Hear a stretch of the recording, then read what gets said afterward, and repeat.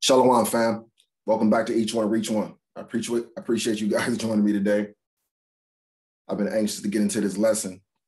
Probably going to be a lengthy one. I'm going to try to breeze through it as fast as possible, but not too fast that we don't get everything out of this study that we need to get out of it.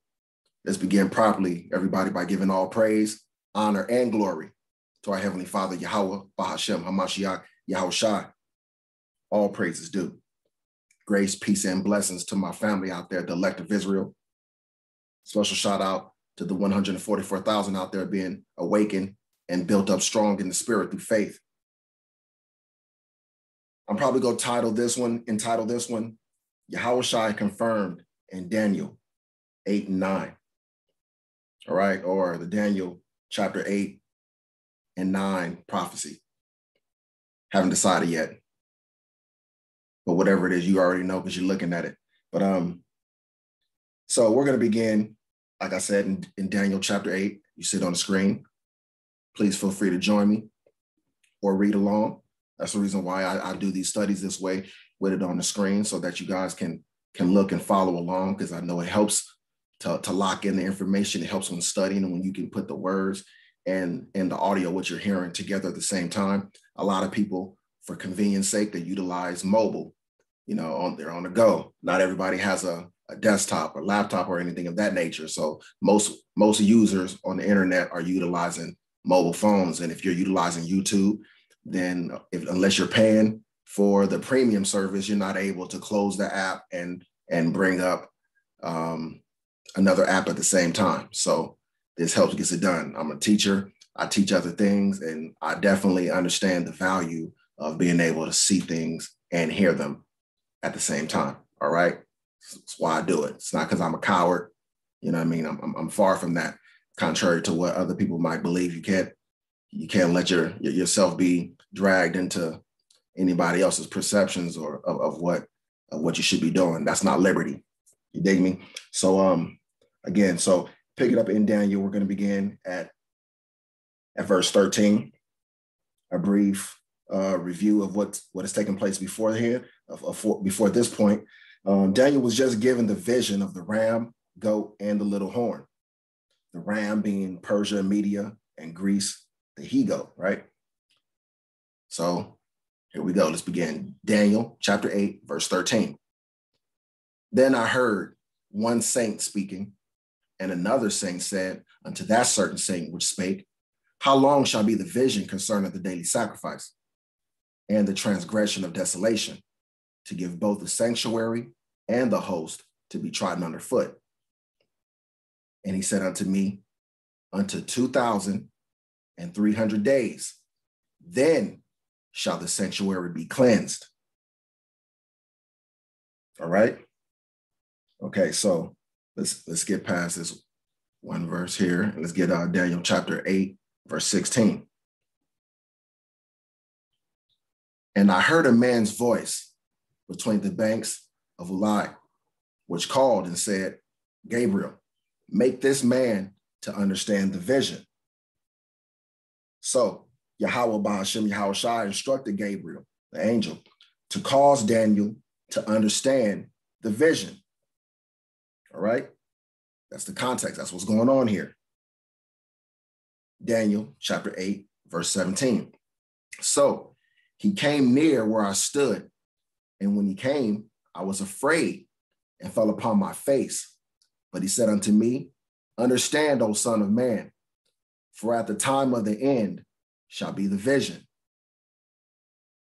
Now, as he was speaking with me, I was in a deep sleep on my face toward the ground. But he touched me and set me upright. And he said, behold, I will make thee know what shall be in the last end of the indignation. For at the time appointed, the end shall be. So Gabriel explains the vision to Daniel in simple terms. Okay? Get Daniel chapter 8, verse 27. So he just finished explaining the vision, right? And so at the conclusion of the matter is where we are now. And I, Daniel, fainted and was sick certain days. Afterward, I rose up and did the king's business. And I was astonished at the vision, but none understood it. Okay, so the angel Gabriel was sent to make sure Daniel understood the vision. And at this point, after having it explained, you can see he's fainted for what he heard in a vision, right? But he's astonished at the vision and didn't quite understand it. What is it that Daniel didn't understand? He didn't understand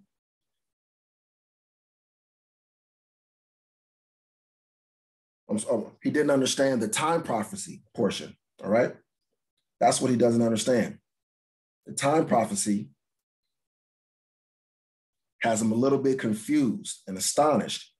So he understands the ram, goat, and little horn.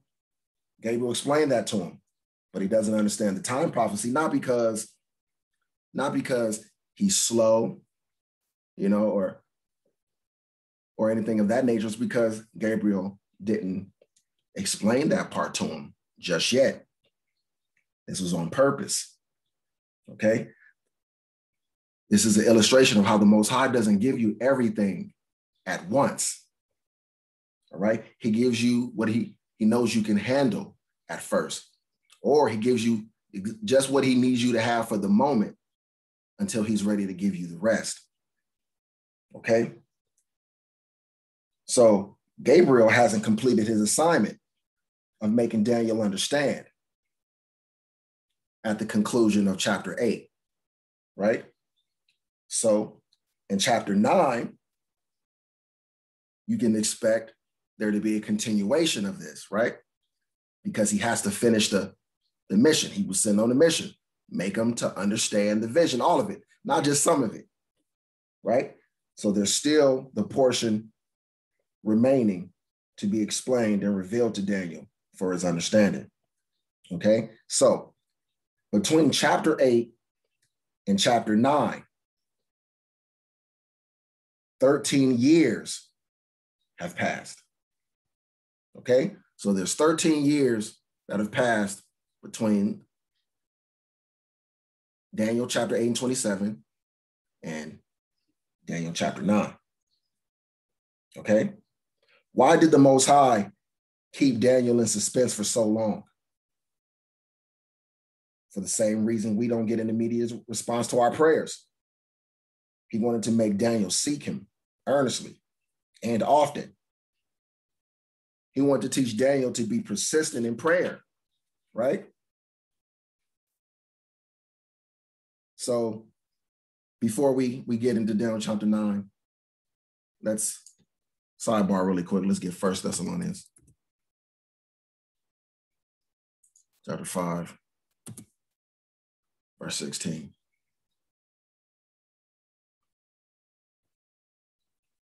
Rejoice evermore. Pray without ceasing. In everything give thanks, for this is the will of power in Hamashiach YAHAWAHSHI concerning you. Quench not the spirit. Despise not prophesying. This is important. This is important. This is a directive because of Paul's understanding of the will of the Father and what's expected of his men, of his people. The Most High doesn't change his character. So you see this being revealed through Paul here in the New Testament is because this is what the Most High has always demanded and expected of his men, right? This is what he always wanted from his people. Rejoice evermore. Pray without ceasing. He never wants you to stop praying. He wants you to pray all the time. And if you do cease to pray, he knows how to bring you back. He knows how to make sure you drop down on those knees and you summon him. Don't let him do it by force. Do it of your own accord because he can and he will get what he wants. He will get his way. He will have it. He will have it. All right? Pray without ceasing, fam. This is what we have to do now. This is what Daniel had to do then. This is how he was tried. He was tested. He was approved. He was proved, right? This is why he had to wait 13 years. The Most High wanted Daniel to diligently search him and to ponder the things that he was told. Okay? He wanted him to not despise prophesying. He taught him that by giving him an exercise in patience, by not being given the understanding of the prophecies that he was given. We got to do the same thing now. We may not understand all the prophecies that we hear, right? But we aren't to despise prophesying because we don't understand. We are to rejoice evermore. We are to pray without ceasing. In everything, give thanks. Quench not the spirit, right? Yeah, same thing for Daniel. We got to learn how to apply those gems from old to the current time, because a lot of things are still applicable and helpful for us in this time. Continuing on. So the Most High wanted Daniel to seek eagerly and stay focused on the fulfillment of the prophecy. The scriptures don't tell us the day of YAHAWAHSHI's second coming, but it does tell us when the time of the end begins. The prophecy tells us the exact date that YAHAWAHSHI will be baptized and the exact date he will be crucified, the exact date the gospel will be taken to the Gentiles as well. It also shows us a period of time that will be noted as the time of the end. All right. So Daniel chapter 9, verse 1. In the first year of Darius, the son of Ahasuerus. All right. Again, forgive me for not pronouncing these names correctly. I'm not going to spend too much time trying to be a master of these people's names. All right. Of the seed of the Medes, which was made king over the realm of the Chaldeans. All right. So this tells us what time he's in at the moment. This gives us a timestamp, right? Verse 2. In the first year of his reign, I, Daniel, understood by books the number of years whereof the word of the Lord came to Jeremiah the prophet, that he would accomplish 70 years in the desolations of Jerusalem. So the first year of his reign was approximately 538 AD. Daniel understood by the books. What does that mean? That means Daniel studied the scriptures and prophecies, right? He was an avid reader and studier of the scriptures, the way we're supposed to be now. He studied a particular prophecy of Jeremiah, that he would accomplish 70 years in desolations in Jerusalem. So Daniel was concerned about the prophecy of Israel's 70-year captivity. The Babylonians, under Nebuchadnezzar, attacked Jerusalem and took Daniel and the people captive in the year 605 AD. I'm sorry, 605 BC. Okay? If you take 605 and move 70 years forward, you come to approximately 535, 536 AD. Darius begins to rule in 538. So he knows that Jeremiah's prophecy is coming to an end. He knows that Jerusalem was to be desolate for that 70 years. He's now an old man that was in captivity for about 68 years. All right. And pardon me, I said AD, I meant BC. I'm pretty sure some of you guys caught that and you corrected me in your own head. I appreciate the help, fam. You know what I mean? All right. So that brings us to Daniel chapter 9, verse 3. And I set my face unto the Lord power to seek by prayer and supplications with fasting and sackcloth and ashes. All right. So 13 years have gone by since he spoke with the angel Gabriel. So now he's praying and he's longing to know the meaning of the time prophecy. The Most High is a covenant keeping power and he's always on time, right? So let's skip ahead to Daniel chapter 9, verse 13.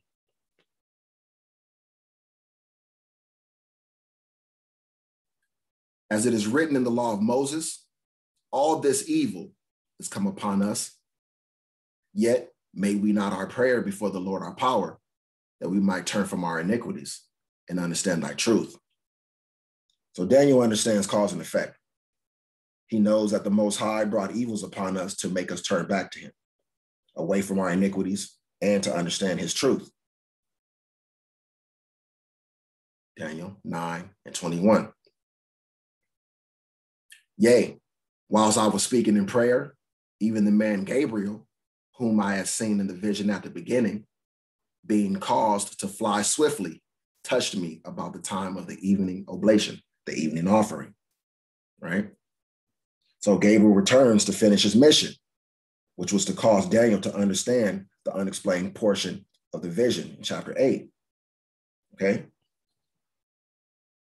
Verse 22, and he informed me and talked with me and said, O Daniel, I am now come forth to give thee skill and understanding. At the beginning of thy supplications, the commandment came forth, and I am come to show thee, for thou art greatly beloved. Therefore, understand the matter and consider the vision. Okay, so Daniel, let's go back to Daniel chapter 8 briefly. Daniel chapter 8, let's get verse 17 again. All right, let's reiterate. So he came near where I stood, and when he came, I was afraid and fell upon my face. But he said unto me, understand, O son of man, for at the time of the end shall be the vision, right? So this part of the vision applies to the time of the end. The vision of the 2,300 days is about the time of the end, all right? 2,300 days, what are you talking about? 2,300 days. Back to Daniel chapter 8, verse 14, just in case I've lost somebody. And he said unto me, unto 2,300 days, then shall the sanctuary be cleansed. All right, everybody up to speed? Everybody with me so far? All right, so 2,300 days from Daniel's time doesn't take you to the end.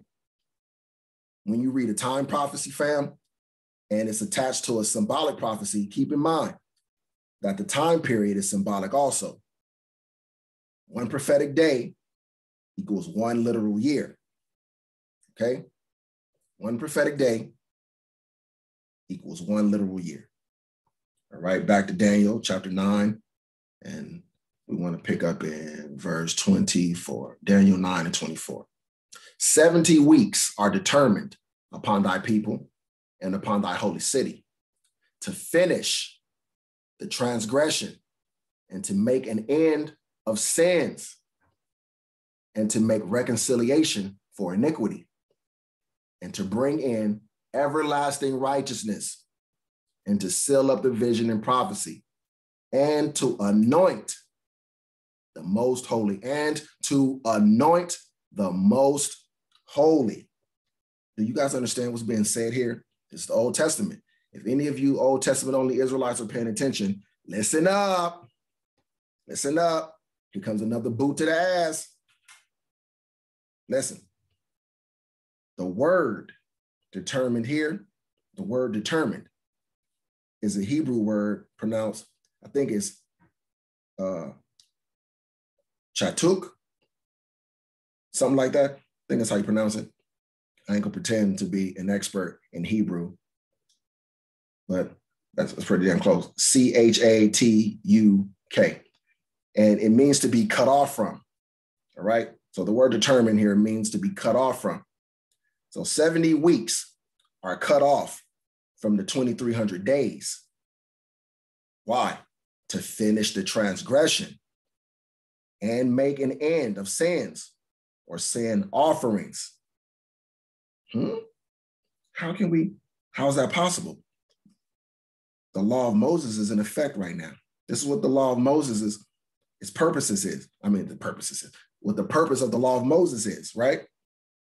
So to finish the transgression and make an end of sins or sin offerings, The law of Moses never made an end of sins or sin offerings, right? But under the law of Moses, sin offerings were required for your transgressions, right? So if it's talking here and telling you that there's going to come a time when the time of transgression is going to be finished, and then there's going to be a time that sins and sin offerings are going to be brought to an end. What is it saying? It's saying what everybody who understands that Hamashiach is real understands, that the law of Moses was always due to expire, right? Because who made reconciliation for iniquity to bring everlasting righteousness? Who did this? Who did it? I need to know. YAHAWAHSHI did. So I didn't really need to know. It was a rhetorical question. Because if it wasn't him, law pushers, if it wasn't him, you people that are still on the fence, unsure about him, if it wasn't YAHAWAHSHI, who was it? Who did it? Who fulfilled this? Nobody. So if YAHAWAHSHI didn't accomplish this, then it never happened. And what are the implications of that? That would mean the Most High is a liar. That would mean that the Most High is a power who do know what the fuck he was talking about. That's what that would mean. But we know that ain't the case. We know that's not the case. Only the law pushers, only the Old Testament only Israelites don't know that that's the case. They have no faith, no real relationship, respect, or honor for the Father. That's why they can say that this is all bullshit, that YAHAWAHSHI is bullshit, because they don't understand the Father. They don't understand that all of this stuff that happened with him, it was a manifestation of the scriptures and the stuff that was written, the prophecy in the Old Testament. He was written of in the Old Testament, all throughout it, and they can't see it, right? So the law was always set to expire. The Old Testament and New Testament line up yet again. So who besides YAHAWAHSHI would fit the prophecy of, would fit the description of the most holy been anointed, right? Who was able to anoint the most holy, and what was the most holy being anointed, right? This has to be a prophecy about YAHAWAHSHI. It has to be. It has to be. Again, if there is no New Testament, that means the Most High, we got to throw it out the window. We got to throw the entire book out the window, because there's so many things that don't make sense, so many things that didn't come to pass, so many things that aren't true, so many things that were a lie. If there is no New Testament, no Hamashiach, no YAHAWAHSHI, we got to throw the entire book out. That's how it goes. It's all or nothing. You got to take it all, or you got to throw it all away. Bottom line. Let us continue. Daniel, chapter 9, verse 25. Know therefore and understand that from the going forth of the commandment to restore and to build Jerusalem unto the Messiah, the Prince. You hear that? Look, he's been prophesied here. All right? Tell me that he's coming. Let's get it again. Know therefore and understand that from the going forth of the commandment to restore and to build Jerusalem unto the Messiah, the Prince, shall be 7 weeks and 62 weeks. The street shall be built again, and the wall, even in troublous times. Who is Messiah, the Prince? Who is the Messiah, the Prince? Who? You can say it. YAHAWAHSHI. Don't be scared. So if we can figure out the date that the commandment to restore Jerusalem went forth, we can go forward on the timeline. 69 prophetic weeks, 62 weeks, plus 7 weeks. We can find out when the Messiah will come. Okay? So when was YAHAWAHSHI anointed? At his baptism. Go back to what we read before about the anoint the most holy, right? When was he anointed? At his baptism. As I said, could this prophecy predict the exact date of his baptism? Could it? And to anoint the most holy. Daniel 9:24 tells you that transgressions will be brought to an end. That someone would come and make an end of sins and would make reconciliation for iniquity and bring in an everlasting righteousness to seal up the vision and prophecy and to anoint the most holy. Prophecy. Prophecy. Okay? Prophecy. And then in 9:25, it goes on to tell you, and it says, know and therefore understand. Daniel, but you out there listening, know therefore and understand. You do the same. That from the going forth of the commandment to restore and build Jerusalem unto, I'm going to put his name here, YAHAWAHSHI, shall be 7 weeks and 62 weeks. The street shall be built again, and the wall, even in troublous times. Okay?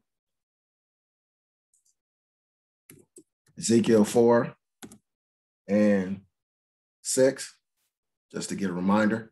And when thou hast accomplished them, lie again on thy right side, and thou shalt bear the iniquity of the house of Judah 40 days. Here's the part that we're here for. I have appointed thee each day for a year. Each day for a year. One prophetic day equals one literal year. Okay?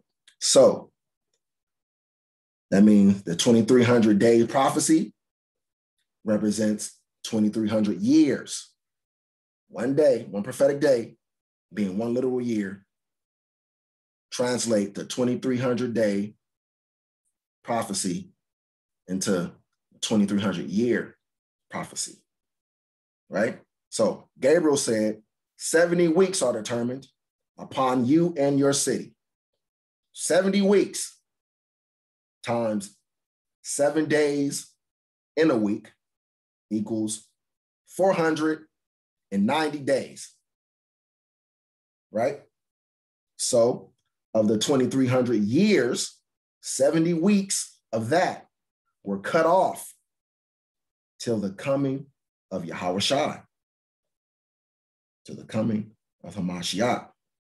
So the timeline begins with the command to restore and build Jerusalem. When did that take place? When did that take place, fam? We're going to get that. We're going to figure this out. We're going to walk through this together. So 69 weeks times 7 days in a week equals 483 days, or better put, 483 years. 490 days of the prophecy relates to Judah. The first 483 days should take us to the baptism of YAHAWAHSHI, if the prophecy holds true, right? Okay, so let's go to the Apocrypha briefly. Let's get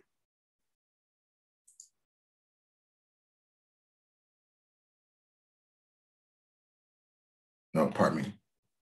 That's not where I want to go. I want to go to Ezra chapter 7, verse 13. Ezra chapter 7, verse 13. I make a decree that all they of the people of Israel and of his priests and Levites in my realm, which are minded of their own free will to go up to Jerusalem, go with thee.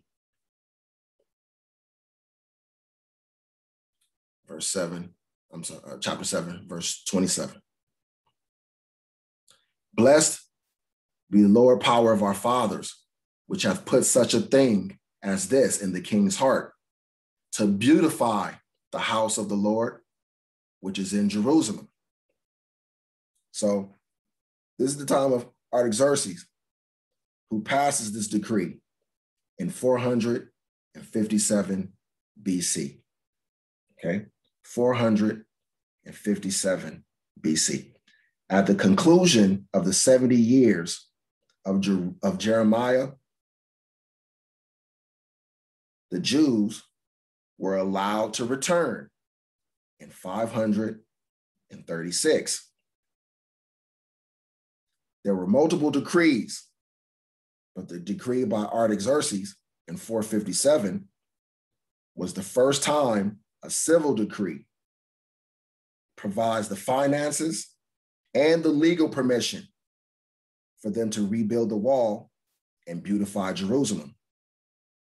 So we date the beginning of the 69 weeks at 457 BC in the fall, okay? If you start at 457 BC and move forward on the timeline, 457 years, you arrive at 0, right? 457 minus 0, right? It puts you at 0. But we know that there was no 0 year in history. So that means you actually arrive at 1 AD. What does that mean? That means you still have to go forward 26 years, which takes you to 27 AD.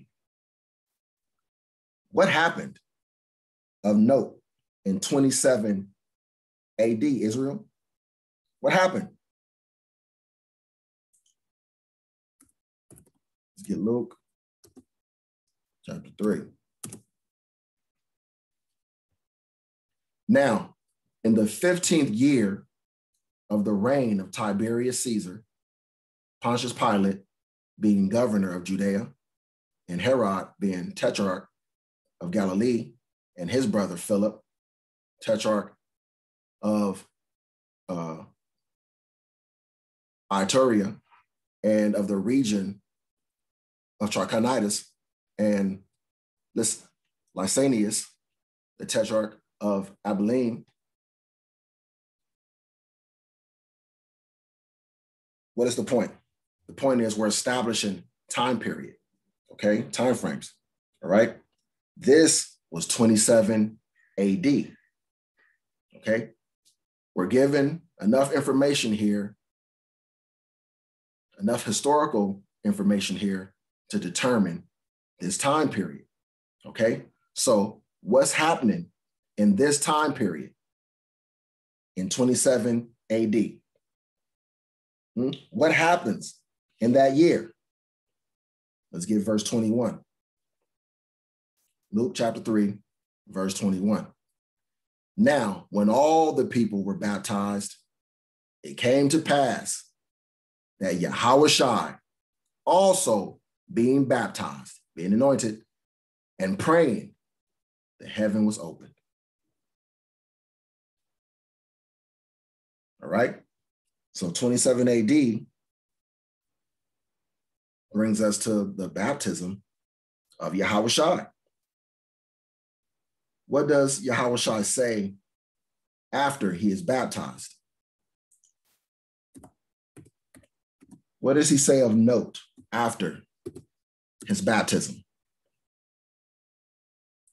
Mark chapter 1, verse 14.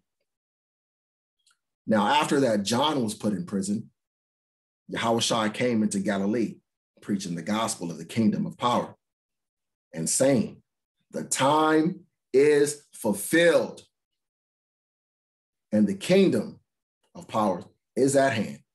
Repent ye and believe the gospel. Why did he say the time is fulfilled? What does this mean? What time was fulfilled? The prophecy of Daniel that YAHAWAHSHI would be baptized in 27 AD. If YAHAWAHSHI didn't fulfill this, then nobody did. And the Most High, who gave the word to Gabriel to give to Daniel, once again, is a liar. Or he didn't know what he was talking about. He wasn't sure. He was guessing. He don't really know he couldn't possibly have known the end from the beginning. He wouldn't know what he's talking about. He'd just be saying stuff.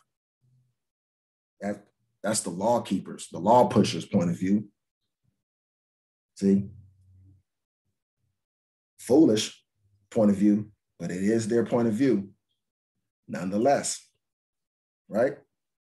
See, there were many false messiahs, false Mashiachs, but YAHAWAHSHI was the Messiah of prophecy.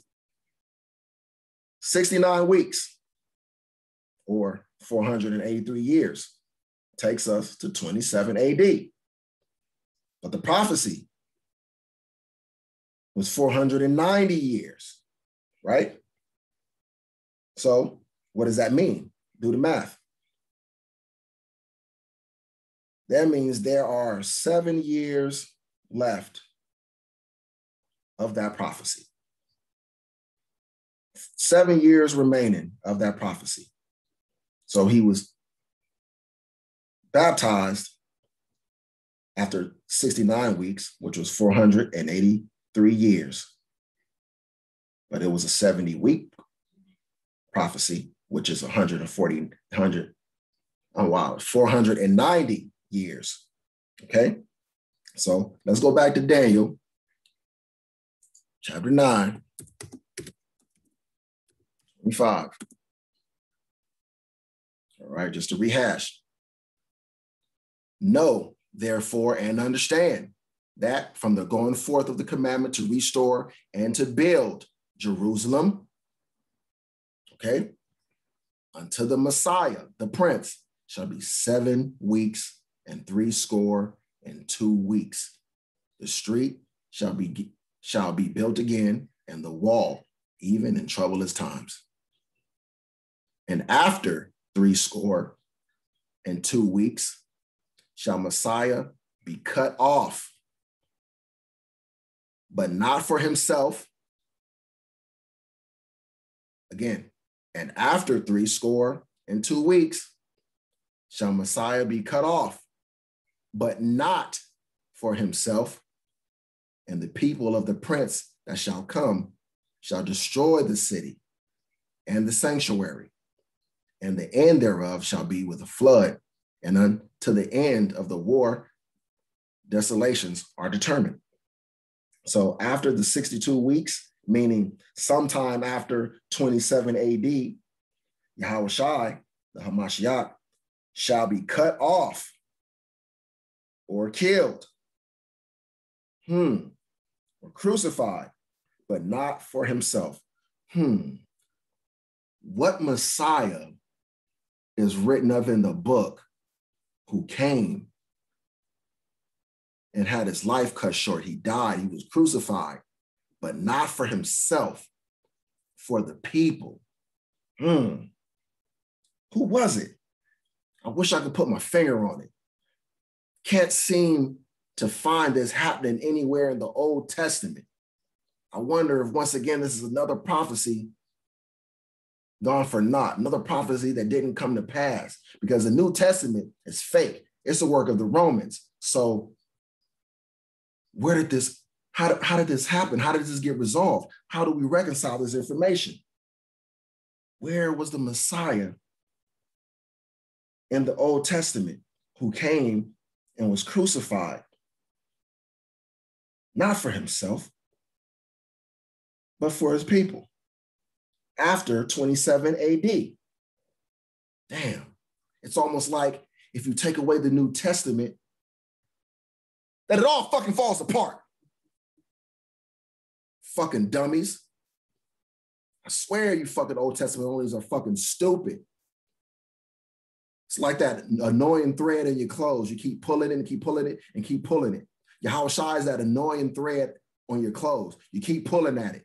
You can't rip it off. So you just keep pulling at it. And the more you keep pulling at it, your clothes are just coming apart. Everything's just falling apart. And you're going to just keep pulling at it until you're naked. And that's what happens. You guys are being made bare now. You're being made naked. You're being revealed. You're being revealed. Right? So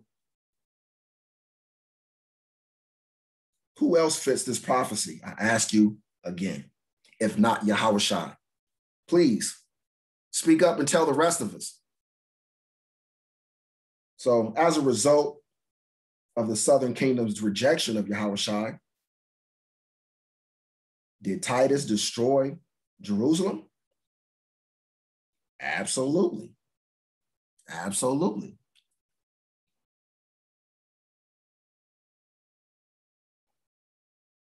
So look, again, one more time.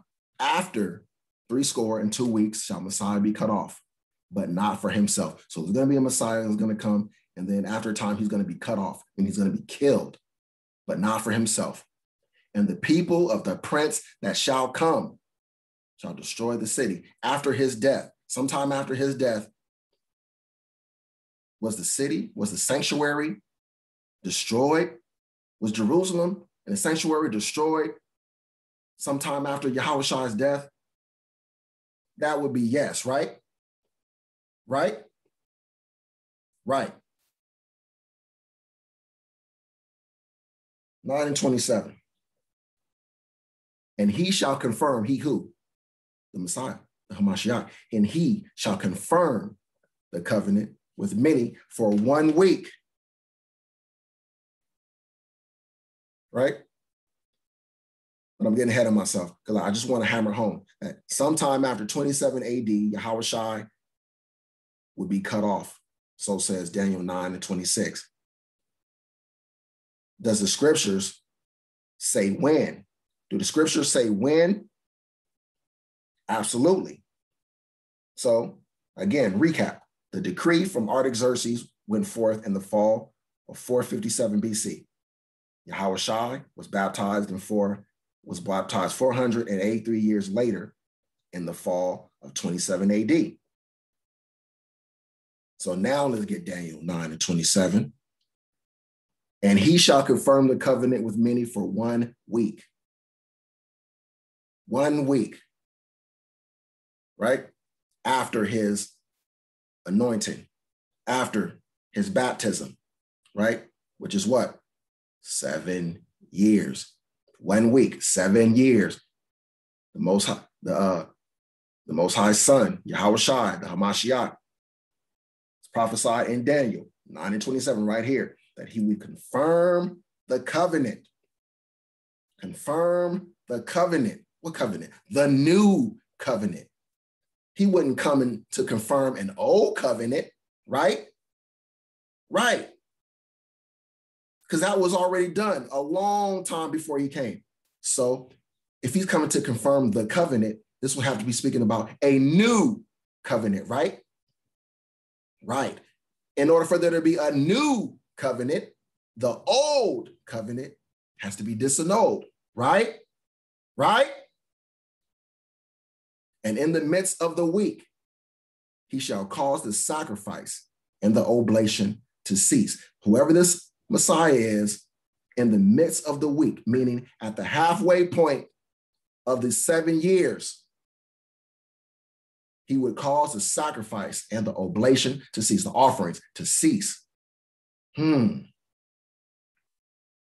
YAHAWAHSHI, did something happen at the halfway point of that 7-year confirmation of the covenant that caused the sacrifice and oblations, the offerings to cease? Did it? And for the overspreading of abominations, he shall make it desolate, even unto the consummation. and that determined shall be poured upon the desolate. What happened that caused the sacrifice and the oblation to cease? That happened 3.5 years after his anointing, after his baptism. At the midway point, come on, y'all, let's stay with me. Put on your mathematical hats. At the midway point, 3.5 years out of 7, he would bring an end to sacrifice and offering. 3 years from his baptism takes you to the fall of 30 AD. Baptized in 27 AD. 3 years later takes you to the fall of 30 AD. But 3.5 years, which was the midway point of the week, aka the midway point of the 7-year confirmation period, takes you to the spring of 31 AD. And guess what? YAHAWAHSHI was 33 in the spring of 31 AD. Come on, class. What happened during this time? The spring of 31 AD. He sealed the covenant with his blood and death. That's how he caused the sacrifice and the oblation to cease. If this is not him, who was it? If he didn't do it, who did it? Continuing on. So there is still 3.5 years left of the prophecy. What happened 3.5 years later?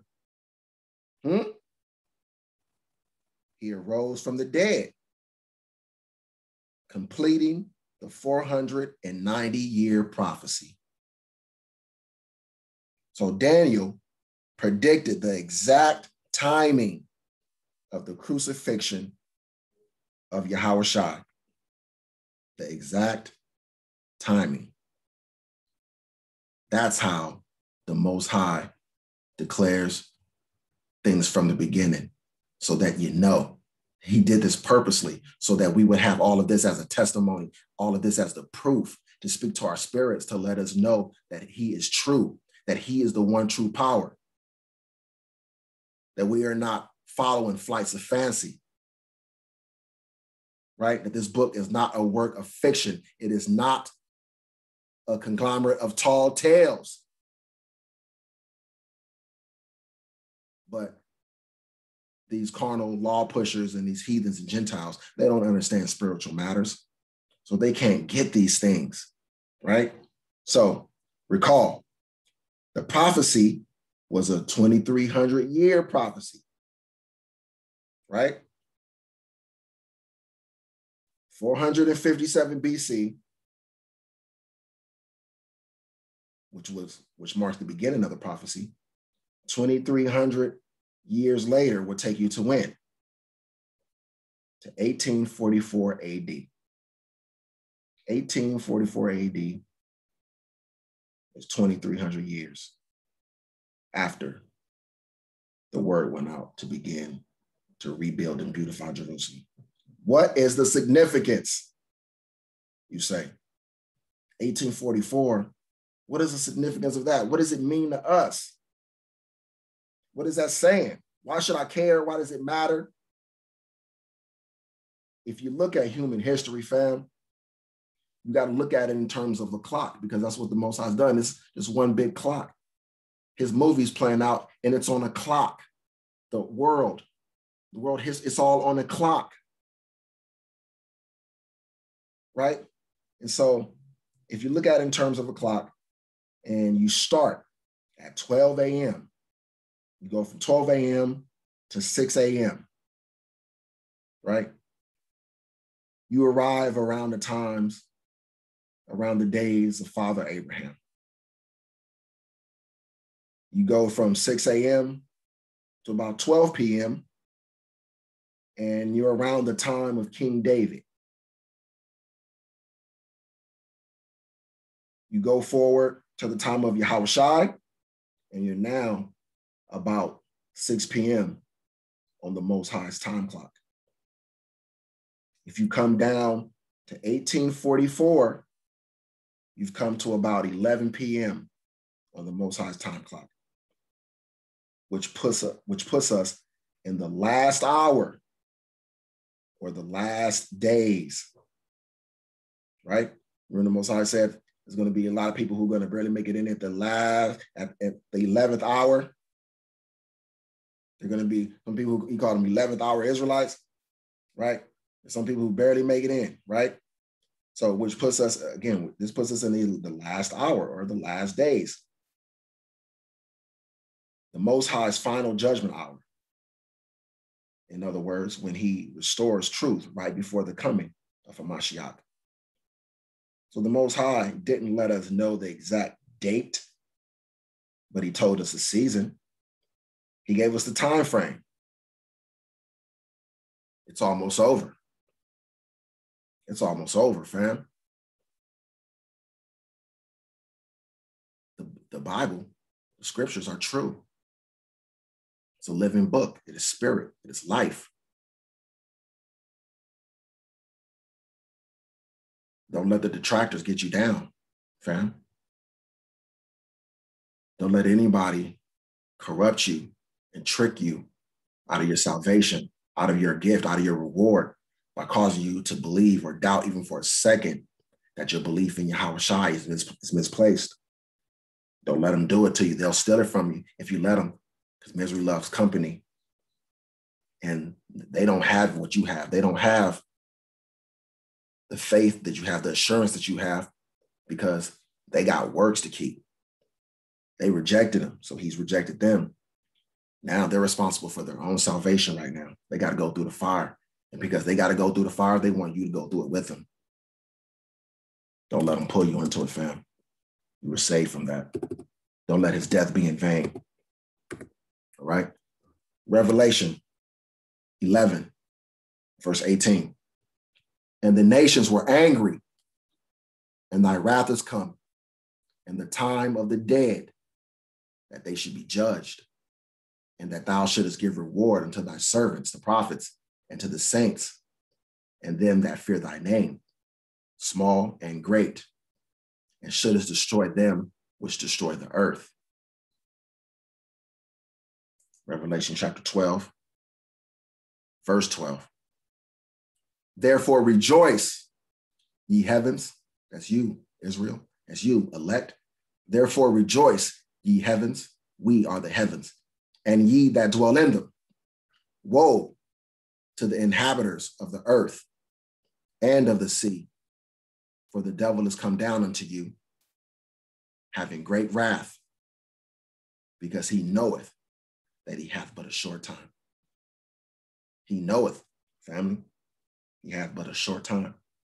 He knows we're in the last hour of the Most High's world clock. He knows we're in the last days. We're in the final judgment hour. He has to act with haste. That's why you see it in these heathens. In their spirit, they know they have to move with haste. They're trying to ratchet up their wicked deeds, their wicked plans.